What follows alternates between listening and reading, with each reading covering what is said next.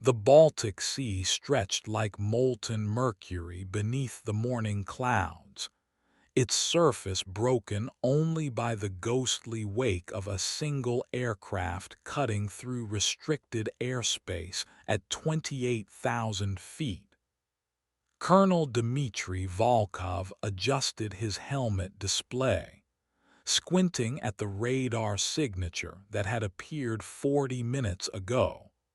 A contact moving with impossible precision through the most heavily monitored corridor in Eastern Europe. Control, this is Falcon Lead. Target maintains heading 270, speed 400 knots. No transponder signal, no radio response. His voice carried the clipped efficiency of a pilot who had scrambled from Kaliningrad Air Base with orders that made little sense. Intercept and identify. Do not engage unless threatened. The Su-57 felon beneath him hummed with lethal potential, its stealth capabilities making him virtually invisible to most radar systems.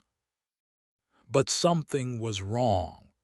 The target's flight pattern defied logic, subtle course corrections that seemed random yet maintained perfect mathematical precision. Volkov had seen smugglers, defectors, and reconnaissance flights. This was different. The aircraft moved like it was following waypoints that existed only in memory. Falcon Lead, maintain visual distance. We're analyzing the signature. Ground Control's voice crackled through his headset. Behind the professional calm, Volkov detected something else. Uncertainty. His wingman, Captain Petrov, pulled alongside in his own Su-57, the angular stealth fighter's faceted surfaces reflecting the pale morning light.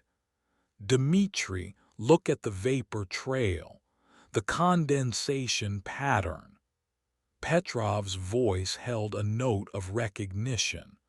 I've seen this before, in the archives. Volkov focused on the thin white line stretching behind the mysterious aircraft. The vapor trail wasn't uniform. It pulsed in subtle intervals, creating a distinctive pattern against the sky.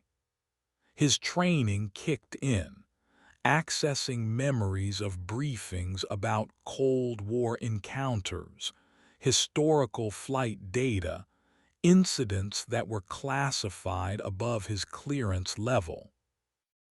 The target aircraft maintained its course with mechanical precision, neither accelerating nor taking evasive action despite being flanked by two of Russia's most advanced fighters. Most pilots would have reacted by now, climbed, dove, turned toward neutral airspace. This pilot flew as if the Su-57s were invisible. Control, requesting historical database check on vapor trail patterns. Something's not adding up here. Volkov's thumb hovered over his weapons selector, though his orders were clear. Observation only. The response came 30 seconds later, and the controller's voice had changed. Gone was the routine professionalism. In its place was something Volkov had never heard from Kaliningrad Control: awe. Falcon Lead, maintain current position. Do not, repeat, do not take any aggressive action. We're receiving priority communication from Moscow. That vapor trail. It matches classified records from 1987. the Raven flight pattern. Volkov felt ice in his veins. Every military pilot in the Eastern Bloc knew the legends, the stories whispered in ready rooms about aircraft that appeared on radar and vanished like smoke. But those were myths, tales told to break the monotony of endless patrol flights. Weren't they? The mysterious aircraft ahead maintained its course, and Volkov found himself staring at a ghost made manifest in the cold morning sky. Whatever was happening, it was bigger than a routine intercept mission. Much bigger. Captain Lysander, Raven, Thorn kept her breathing steady as the two Su-57s flanked her modified F-16XL, their pilots maintaining perfect formation distance while undoubtedly reporting every detail to ground control. 23 years since her last flight over this exact corridor, and the Russians still hadn't figured out her signature evasion pattern. The vapor trail modification she developed during her classified missions in the late 80s was working exactly as intended, a breadcrumb trail for those with long enough memories. Her hands moved across the flight controls with practiced precision, each micro-adjustment deliberate.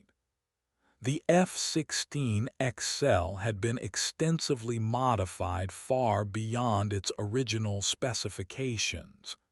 Enhanced avionics, upgraded engines, and most importantly, the classified vapor trail manipulation system that had made her a legend in intelligence circles. To most observers, it looked like normal condensation.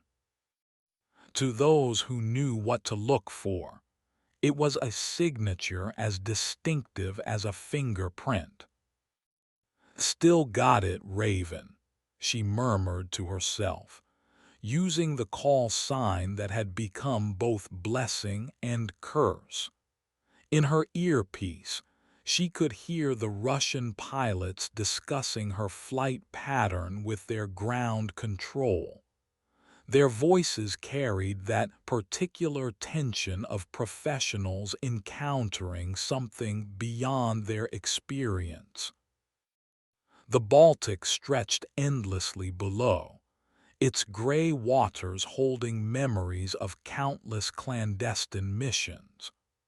Thorn had flown this route during the final years of the Cold War, carrying intelligence packages and human assets across borders that existed more in political theory than physical reality. Each mission had required threading through radar coverage so dense that a single mistake meant interception, interrogation, and worse. But that was a lifetime ago. Now she was 51 years old, officially retired from active duty, and supposedly managing logistics for a defense contractor in Nevada. The call that had brought her back to the Baltic 3 days ago came through channels that technically didn't exist, from a handler whose name appeared on no organizational chart. One of her old assets had gone missing in Riga.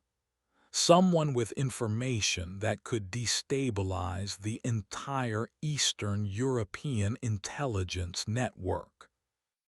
The Su-57s maintained their formation, and Thorn could see the lead pilot's helmet turning toward her aircraft.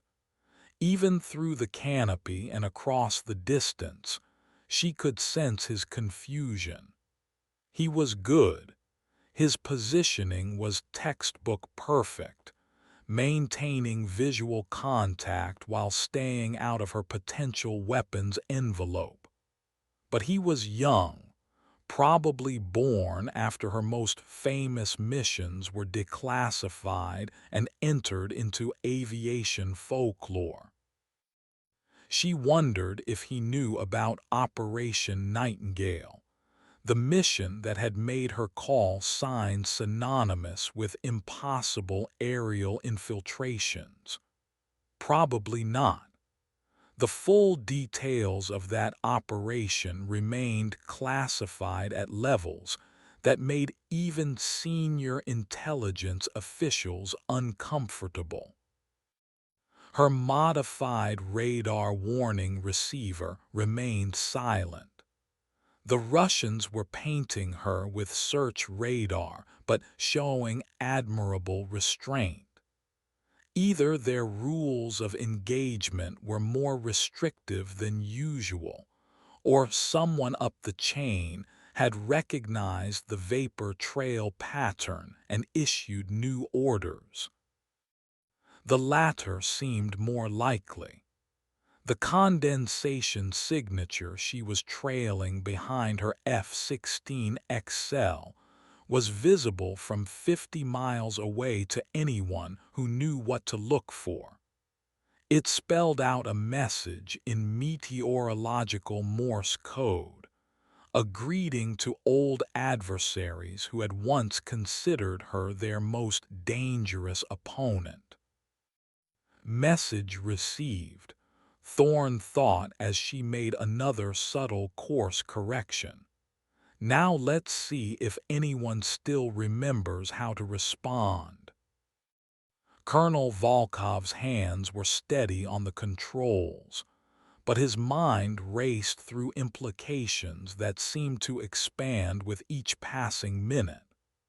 The priority communication from Moscow had been brief and cryptic. Maintain visual contact, do not engage, and prepare to receive updated orders from the highest levels of command. In 37 years of military service, he had never received instructions that came directly from the Defense Ministry with such urgency. Beside him, Petrov's Su-57 maintained formation, but Volkov could hear his wingmans breathing over the intercom. They were both veterans of Syria, Libya, and the Arctic patrols that tested pilot endurance against the elements themselves. Neither of them scared easily, but this was different. This was history reaching forward to touch the present. Dmitri, look at the aircraft configuration. Petrov's voice carried the analytical tone of a pilot trained to notice details that others missed. That's not a standard F-16. Look at the wing profile, the engine intake modifications. That's experimental configuration.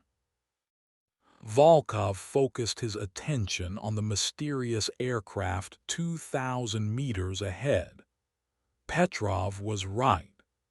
The F-16 had been extensively modified, wings stretched and swept differently, engine nacelles that suggested significantly upgraded power plants, and electronic countermeasure pods that weren't part of any standard NATO configuration. More disturbing was the way the pilot was flying. No evasive maneuvers, no attempt at stealth despite being deep in restricted airspace. The aircraft maintained course and altitude with the confidence of someone who knew exactly where they were going and had no concern about being intercepted. Control, this is Falcon Lead. Can you confirm identity of pilot? Something about this feels. Volkov paused, searching for words that wouldn't sound foolish over military radio. Feels personal. The response took longer than usual. When it came, the voice was different, older, more senior than the typical air traffic controller. Falcon Lead, be advised that your current intercept may involve historical assets. Maintain current position and await further instructions. Do not deviate from current flight path. Historical assets. Military euphemism for operations that officially never happened, conducted by people who officially didn't exist. Volkov had heard rumors of such pilots during his training, individuals whose service records were classified at levels that made them effectively invisible to normal military bureaucracy. The target aircraft made another course adjustment, this one bringing it toward a heading that would cross directly over the ruins of an abandoned Soviet-era radar installation on the Estonian coast. Volkov knew that facility. It had been decommissioned in 1994, its massive dishes left to rust in the Baltic wind. But during the Cold War, it had been one of the most sensitive intelligence-gathering stations in the Warsaw Pact. Why would a mysterious pilot be navigating toward a location that had been abandoned for 3 decades? Unless they had been there before. Volkov felt a chill that had nothing to do with the temperature at altitude. The pilot ahead wasn't just familiar with restricted Baltic airspace. They were navigating from memory, following waypoints that existed in their mind, rather than on any current chart. His radio crackled with an encrypted transmission on a frequency he recognized, but had never used. The voice that emerged was speaking English with an accent he couldn't quite place. American, but with subtle inflections that suggested extensive time abroad. Falcon Flight, this is Raven. I know you're listening. Tell Control that the package was delivered in 1987, and I'm here to collect the receipt. The transmission ended, leaving Volkov staring at his radio in disbelief. No one was supposed to be able to transmit on that frequency without authorization codes that changed daily. But somehow, the mysterious pilot had not only accessed their secure communications, but delivered a message that sounded like it came from a ghost.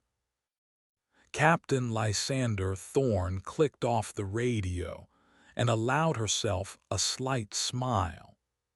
The encrypted frequency hadn't changed protocols since her last mission over these waters. Typical Russian military bureaucracy, maintaining procedures long after they ceased being secure. She had monitored Russian communications throughout the Cold War and developed an intimate understanding of their operational patterns. The 2 Su-57s maintained their escort position, their pilots undoubtedly trying to process information that challenged everything they thought they knew about Baltic air security. Thorne understood their confusion. She had been in their position once, A young pilot encountering something that existed in the gray spaces between official reality and operational necessity. Her F-16 XL's navigation system showed her position relative to the abandoned radar facility on the Estonian coast, 17 minutes at current speed and heading. The installation had been her extraction point during Operation Nightingale, the mission that had made her legend and nearly cost her everything.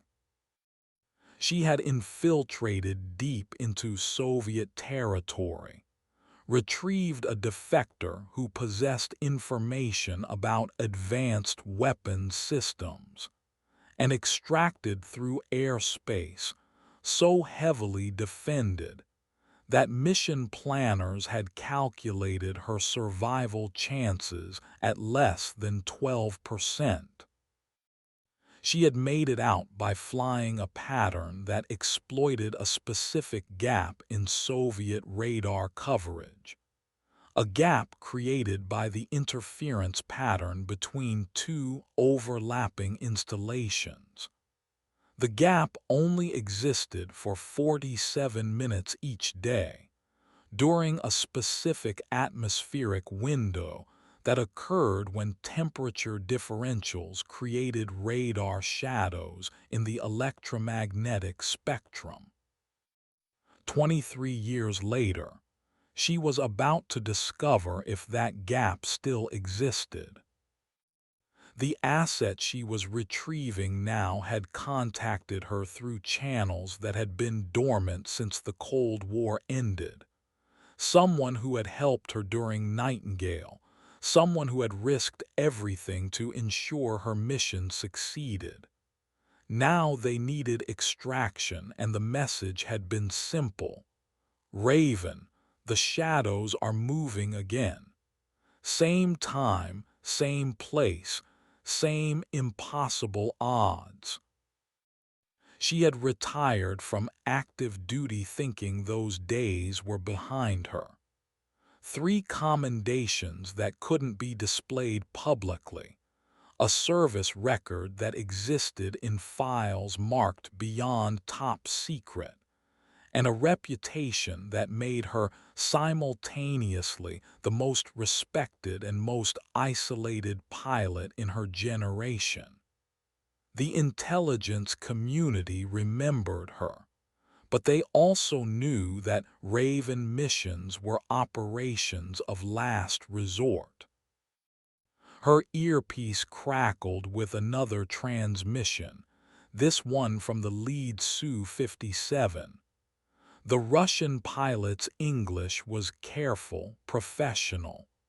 Raven, this is Colonel Volkov, Kaliningrad Air Defense. I have instructions to escort you to the nearest airfield for identification and processing. Thorne keyed her microphone. Negative, Falcon lead. I'm on a schedule that doesn't include Russian hospitality, but I appreciate the professionalism. Your formation flying is textbook quality. A pause, then. Raven, you are in restricted airspace without authorization. I have authority to compel your compliance. Colonel, check with your superiors again. The vapor trail I'm leaving behind spells out authorization codes that predate your commission. Someone at your level will recognize them. She wasn't bluffing. The condensation pattern her modified exhaust system was creating contained information that would be meaningless to most observers, but would trigger recognition among intelligence officials with institutional memory. It was a message to anyone who remembered the old protocols. the handoff procedures that had governed covert operations during the tensest years of superpower confrontation. Below them, the Baltic Sea reflected the morning sun like hammered metal, its surface broken by the wakes of fishing vessels whose crews were undoubtedly unaware that two of the world's most advanced fighter aircraft were conducting a conversation that existed in the margins of international law. Colonel Volkov's frustration was audible even through the encrypted radio channel. He was a professional doing his job, but that job had suddenly become exponentially more complicated than routine airspace enforcement. Raven, I'm going to ask you one more time to comply with escort instructions. Thorne looked at her chronometer. 14 minutes to the radar shadow window. Colonel, I respect the position you're in, but in about 14 minutes I'm going to disappear from your radar. When that happens, you can tell your superiors that the Raven kept her appointment. The transmission ended, and she prepared for the most dangerous 14 minutes of a career that had redefined the meaning of impossible. Colonel Volkov stared at his radar display, watching the blip that represented the mysterious aircraft maintain its heading toward the Estonian coast. Every instinct developed through decades of military service told him this situation was escalating beyond his authority to control. The pilot calling herself, Raven spoke with the confidence of someone who had navigated diplomatic crises at altitude before. Control, this is Falcon Lead. I need immediate authorization for escalated intercept procedures. His voice carried the tension of a professional approaching the limits of his operational parameters. The response came from Moscow itself, a voice he recognized as belonging to General Kozlov, Deputy Chief of Staff for Air Defense. Colonel Volkov, you are to maintain visual contact but take no aggressive action. The situation has been elevated to ministry level. Historical protocols are now in effect. Historical protocols. Volkov had heard the term during advanced training, but never encountered it operationally.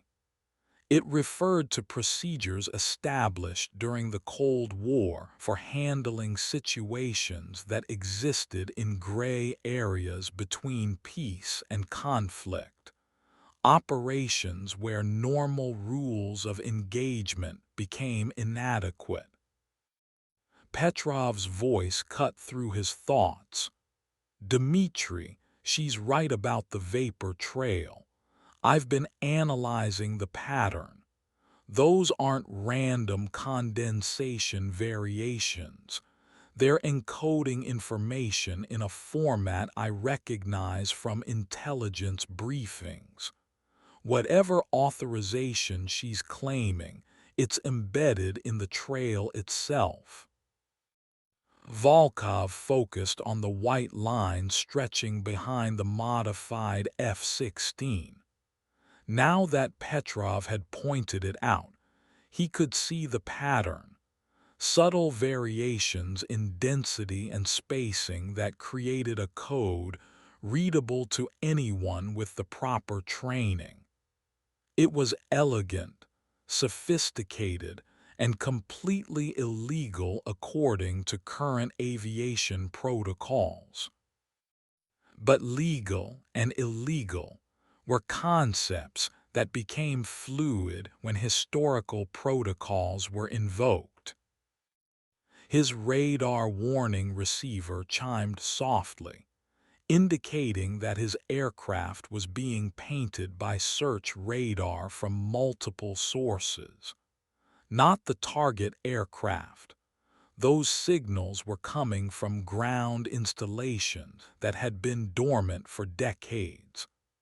Someone was activating systems that officially didn't exist, creating an electronic environment that transformed the Baltic airspace into something resembling a Cold War battleground. Falcon Lead, be advised that multiple radar installations are coming online along the Estonian coast. These are not part of current NATO defensive networks. Control's voice carried a note of bewilderment. We're detecting signatures from installations that were supposedly decommissioned in the 1990s. Thorne's voice cut through the military chatter, calm and precise. Colonel Volkov, the installations your control is detecting have been maintained in standby status for operations exactly like this one. In about 11 minutes, they're going to create a radar shadow that will make your target disappear from conventional tracking. I suggest you prepare your after-action report accordingly. Volkov found himself in the surreal position of being briefed on classified defensive installations by the very person he was supposed to intercept. Raven, how do you know about installations that our intelligence services classify as inactive? Because I helped design the shadow pattern they create. 23 years ago, I flew through a radar gap that exists for exactly 47 minutes each day when atmospheric conditions are optimal. The gap is still there, Colonel, and in 11 minutes I'm going to use it. The implications hit Volkov like a physical blow. He was escorting someone who possessed intimate knowledge of intelligence installations that predated modern security protocols. Someone who understood the electronic geography of the Baltic better than pilots who flew these routes daily. Someone who was about to demonstrate that the most heavily monitored airspace in Eastern Europe contained blind spots that had been hidden for decades. His aircraft's navigation system showed the target's projected course, intercepting the Estonian coast in exactly 11 minutes. Whatever was about to happen, Volkov realized he was witnessing operational history in the making. He opened his radio channel to Petrov. "Stay close. I think we're about to learn why some pilots become legends." Captain Lysander Thorne ran through her mental checklist as the Estonian coastline grew larger on the horizon. The abandoned radar installation was visible now, its massive dishes pointing skyward like metal flowers frozen in time. Somewhere below those rusted structures, electronics that officially didn't exist were preparing to create a window of opportunity that had been designed during humanity's most dangerous decade. Her hands moved across the F-16XL's modified control panel, activating systems that had been installed during classified programs whose budgets appeared in no public documents. The aircraft's stealth enhancements were subtle but effective, not invisible to radar, but capable of exploiting specific electromagnetic blind spots with surgical precision. 8 minutes to the window. Her extraction point was a coordinates that existed in no navigation database, memorized during mission briefings that had taken place in underground facilities, whose locations were classified above the president's daily briefing level. The person waiting for her had been instrumental in her success during Operation Nightingale, providing intelligence that had made the impossible merely improbable. Now that person needed the same favor returned. Raven, this is Falcon Lead. My orders are changing in real time. I'm being instructed to observe and report, but not interfere with your approach to the coast. Volkov's voice carried the frustration of a professional watching his operational parameters shift beneath him. Colonel, I appreciate the professionalism you and your wingman have shown. When you file your report, tell them the Raven came home to roost. Her reply was tinged with something approaching fondness. In different circumstances, under different flags, she and Volkov might have been friends. Military pilots shared a culture that transcended national boundaries, a recognition of the skills and dedication required to master machines that could kill their operators in thousands of different ways. The Su-57s maintained formation, their pilots undoubtedly struggling to reconcile their training with a situation that existed outside normal parameters. Thorne understood their position. She had been there once, a young pilot confronting operational realities that challenged everything she thought she understood about military service. Her radar warning receiver remained silent despite the presence of the Russian fighters. Their search radar was active, but they weren't painting her with targeting systems. Professional restraint or orders from command levels that recognized this situation required delicate handling. 6 minutes to the window. Below them, the Baltic Sea had changed from gray to blue as the morning sun climbed higher. Fishing boats dotted the water, their crews beginning the day's work unaware that aircraft carrying secrets from 3 decades past were passing overhead.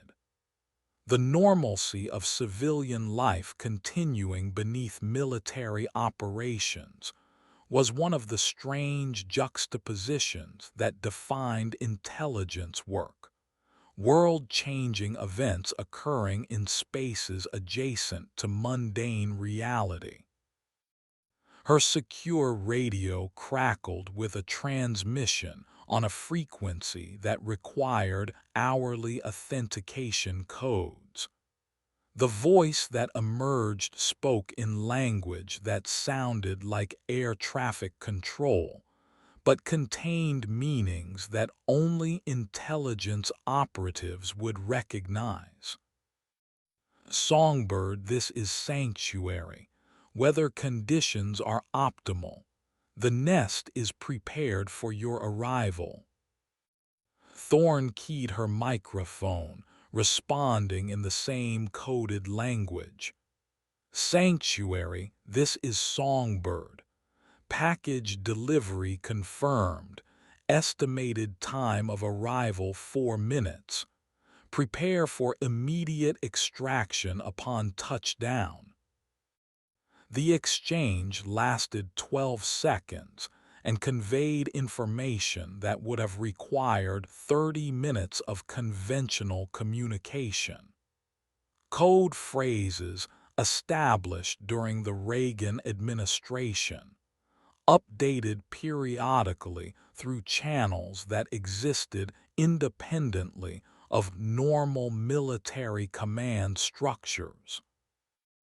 Colonel Volkov heard the exchange and realized he was witnessing operational procedures that predated his military service.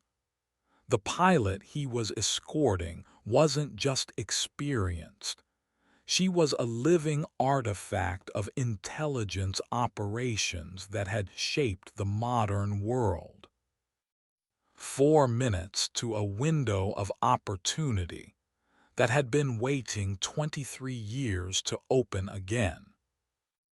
Colonel Volkov watched his radar display with the focused attention of a pilot who realized he was witnessing something unprecedented. The mysterious aircraft ahead had begun subtle changes in attitude and airspeed that suggested preparation for maneuvers beyond standard flight procedures. His instruments showed atmospheric conditions that were creating electromagnetic anomalies along the Estonian coast, interference patterns that made radar tracking inconsistent and unreliable. Falcon lead, this is control. We're detecting significant radar degradation in your operational area. Multiple installations are reporting intermittent contact with your target. The ground controller's voice carried the strain of someone managing a situation that exceeded normal parameters. Volkov understood. The electronic environment around him was becoming increasingly chaotic as systems that had been dormant for decades powered up and created overlapping fields of interference. His Su-57 advanced radar was struggling to maintain consistent lock on the target aircraft, which seemed to be exploiting every electromagnetic shadow and blind spot with supernatural precision. Petrov, are you maintaining visual contact? He needed confirmation that his wingman was experiencing similar tracking difficulties.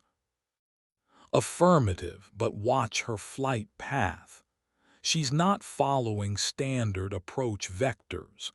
She's flying like she knows exactly where every radar beam is pointing. Petrov's observation carried the grudging respect of one professional recognizing extraordinary skill in another.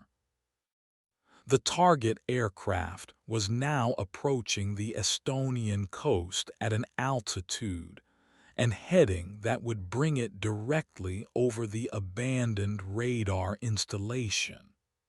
Volkov could see the massive concrete structures growing larger, their skeletal dish arrays pointing toward a sky that had once been filled with electronic intelligence gathering systems.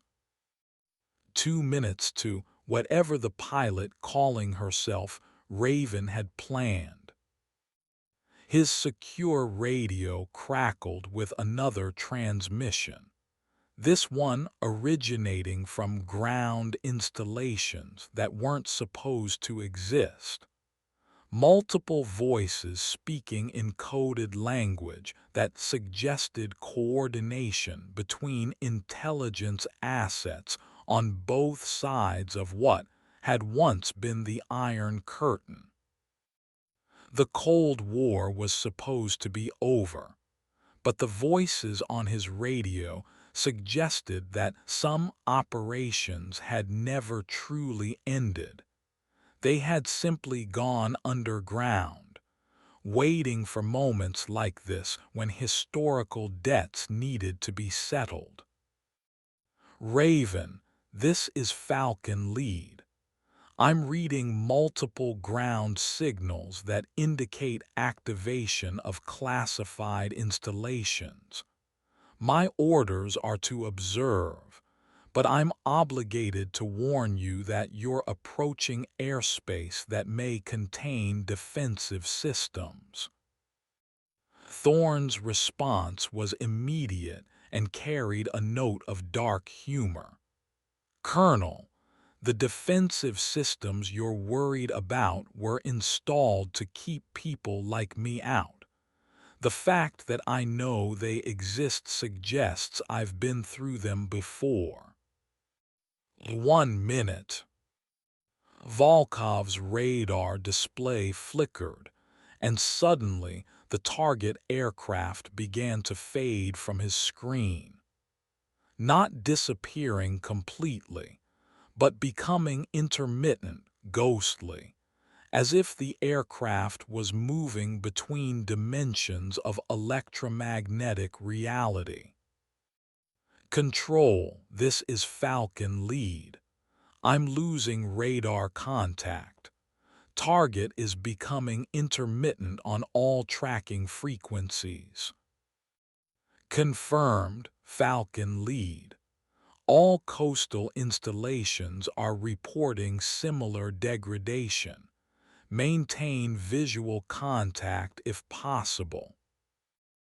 Volkov strained his eyes against the morning glare, watching the modified F-16 ahead of him begin what appeared to be an impossible maneuver. The aircraft seemed to shift and fade like a mirage, exploiting some property of radar physics that existed at the intersection of atmospheric science and electronic warfare. In 30 seconds, he was going to witness either the most sophisticated stealth technology ever deployed, or the resurrection of operational procedures that had been classified since before he was born. The timer in his head reached 0, and the aircraft calling itself Raven disappeared. Captain Lysander Thorne felt the familiar sensation of flying through an electromagnetic void as her F-16XL entered the radar shadow that had been her salvation 23 years earlier. The interference pattern created by overlapping installations generated a blind spot that existed for exactly 47 minutes each day, invisible to conventional tracking systems, but navigable by someone who understood the precise geometry of radio waves. Her aircraft's modified stealth systems amplified the natural phenomenon, making her functionally invisible to every radar system monitoring Baltic airspace. Below her, the abandoned installation's concrete structures served as landmarks for an approach she had memorized during the most dangerous period of the 20th century. The extraction point was a coordinates that appeared on no official chart, a narrow beach accessible only during specific tidal conditions, hidden between rocky outcroppings that provided natural concealment from satellite observation. Her intelligence asset would be waiting there, carrying information that someone was willing to kill to prevent from reaching Western intelligence services. She began her descent, trading altitude for the terrain masking that would keep her invisible during the final approach. The beach appeared between the rocks exactly where her memory placed it, a strip of sand no more than 200 meters long. Landing there would require precision that left no margin for error. Her landing gear deployed with mechanical precision as she lined up for an approach that would have challenged test pilots on a prepared runway. The beach rushed up to meet her, and she flared at the last possible moment, touching down with a precision that came from decades of practice in impossible conditions. The F-16XL's modified landing gear absorbed the impact as she rolled to a stop just short of the rocks that marked the end of the beach. She had landed in less than 150 meters on a surface that hadn't been designed for aircraft operations. A figure emerged from concealment among the coastal rocks, moving with the careful urgency of someone who understood that timing was critical. As the figure approached, Thorne could see it was a woman in her 60s, dressed in clothing that would blend into any European city but carrying herself with the alertness of someone trained in tradecraft. Raven. The woman's voice carried the accent of someone who had lived in multiple countries, speaking English with subtle inflections that suggested Russian and German influences. Nightingale. Thorne responded with the code name that had identified her contact during Operation Nightingale 23 years earlier. The woman approached the aircraft carrying a small case that undoubtedly contained information worth more than the combined cost of the modified F-16XL and its support operations. Intelligence that would reshape understanding of current threats and operational realities. "I wasn't sure you would come," Nightingale spoke as she prepared to board the aircraft. "A raven always keeps her appointments," Thorne replied, "even when they're 23 years late." The extraction was proceeding exactly as planned, but Thorne knew the most dangerous part was yet to come. Getting into the radar shadow had been difficult. Getting out while carrying a passenger would be exponentially harder. She had 17 minutes before the electromagnetic window closed, and every radar system on the Baltic coast regained the ability to track her aircraft. 17 minutes to extract from one of the most monitored pieces of airspace in the world, while carrying intelligence that multiple governments would kill to possess or prevent from being transmitted. The engines spun up as Nightingale secured herself in the modified rear seat. Time to prove that some skills never fade, no matter how long they remain unused. Colonel Volkov circled the area where his radar had last detected the target aircraft, his instruments showing nothing but empty sky and the electromagnetic interference that continued to emanate from the Estonian coast. His wingman Petrov maintained formation, both pilots struggling to understand how an aircraft could simply vanish from the most heavily monitored airspace in Eastern Europe. "Control, this is Falcon Lead," Target has disappeared from all tracking systems. Last known position was directly over the abandoned coastal installation. His voice carried the frustration of a professional confronting technology that exceeded his understanding. Confirmed, Falcon lead. All tracking stations report negative contact. Maintain patrol pattern and continue observation. The ground controller's response suggested that higher authorities were analyzing the situation and reaching conclusions that wouldn't be shared at Volkov's security clearance level. What bothered him most was the precision with which the disappearance had occurred.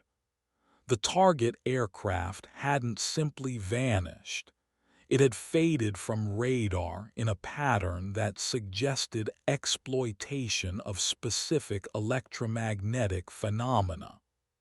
Someone with intimate knowledge of radar physics and atmospheric science had planned this operation with mathematical precision. Petrov's voice cut through his analysis. "Dmitri, look at the installation below us. I'm detecting electronic activity from structures that are supposed to be abandoned." Volkov focused his attention on the concrete structures beneath them. What he saw challenged his understanding of intelligence infrastructure. Dish arrays that should have been rusting scrap metal were rotating with mechanical precision, pointing toward coordinates that suggested active surveillance operations.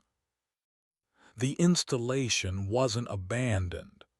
It was dormant, maintained in standby status for operations exactly like the one he had just witnessed.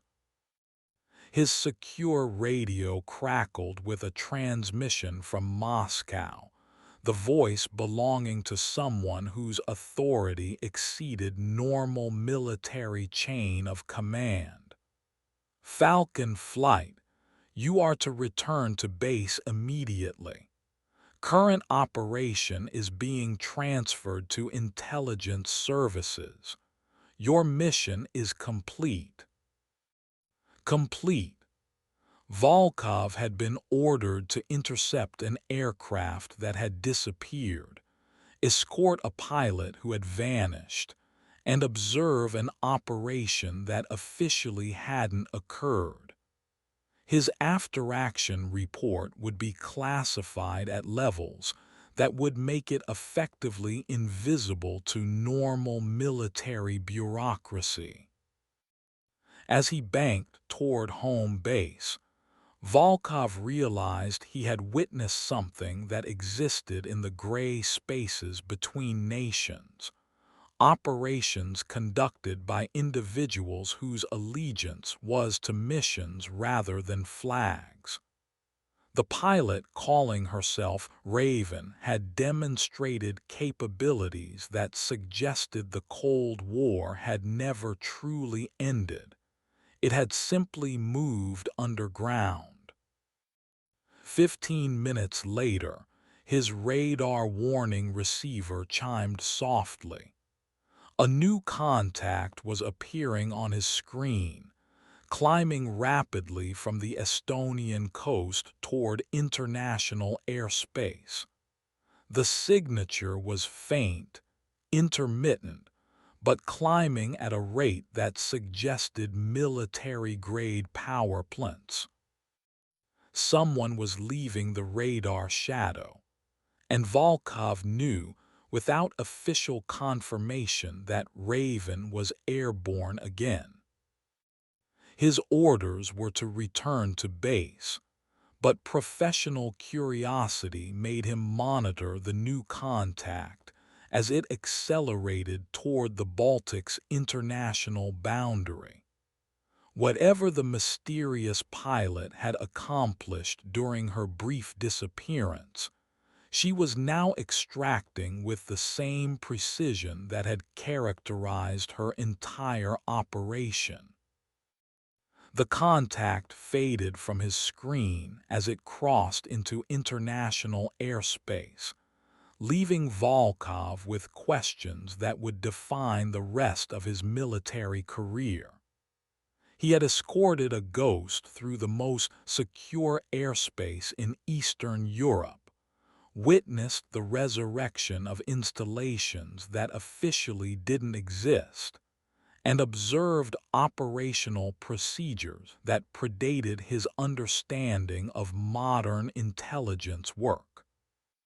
His mission report would read like science fiction, but every word would be documented fact. Captain Lysander Thorne felt the familiar weight of acceleration as her F-16XL climbed through the radar shadow toward international airspace.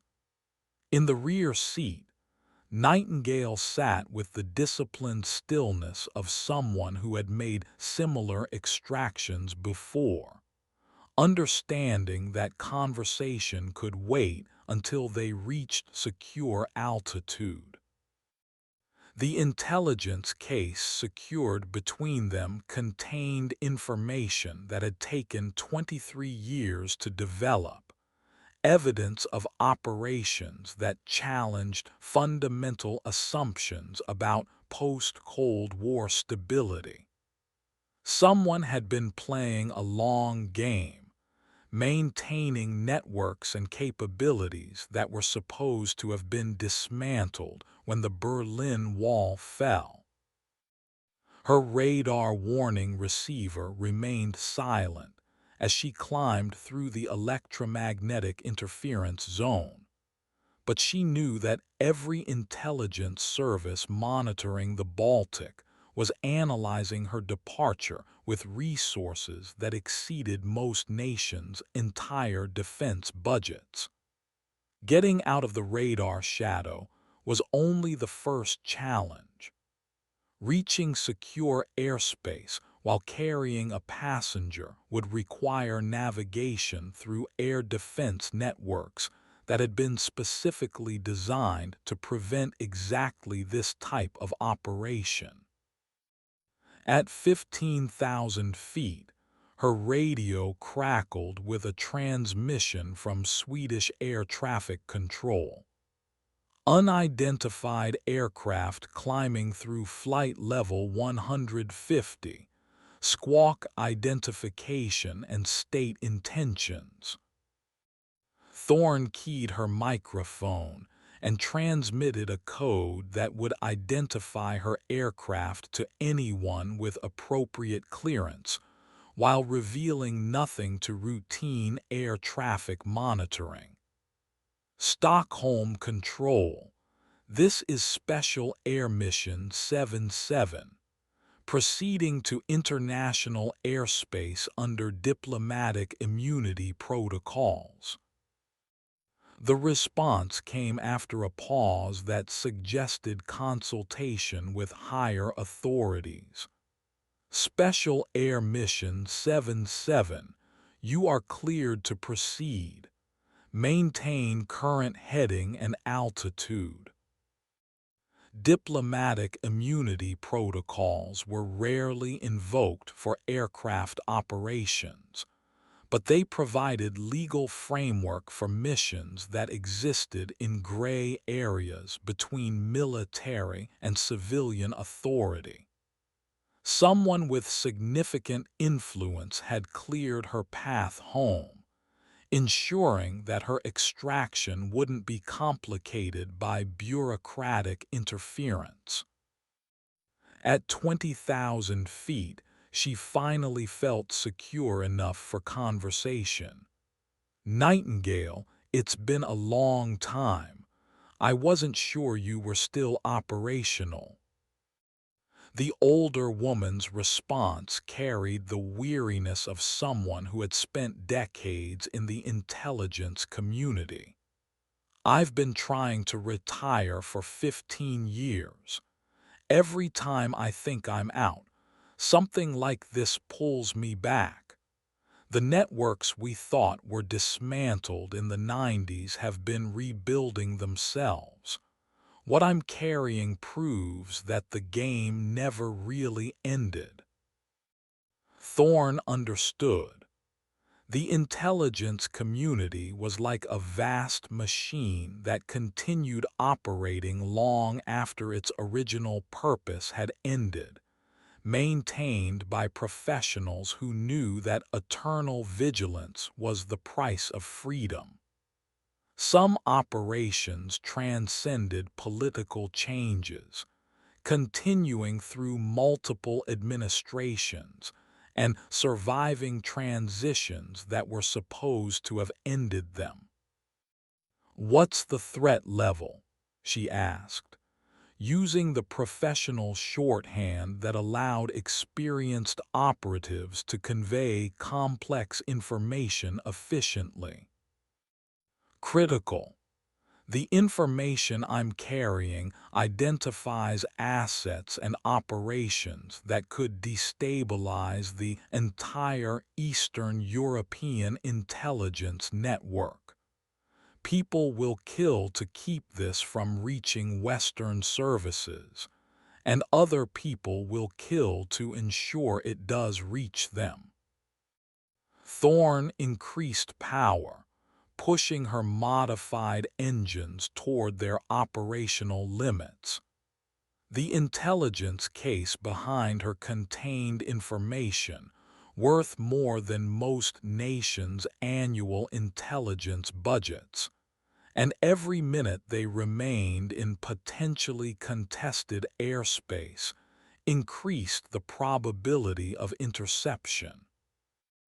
Her destination was a private airfield in western Germany, a facility that appeared on no public aviation charts but maintained capabilities for receiving aircraft involved in classified operations.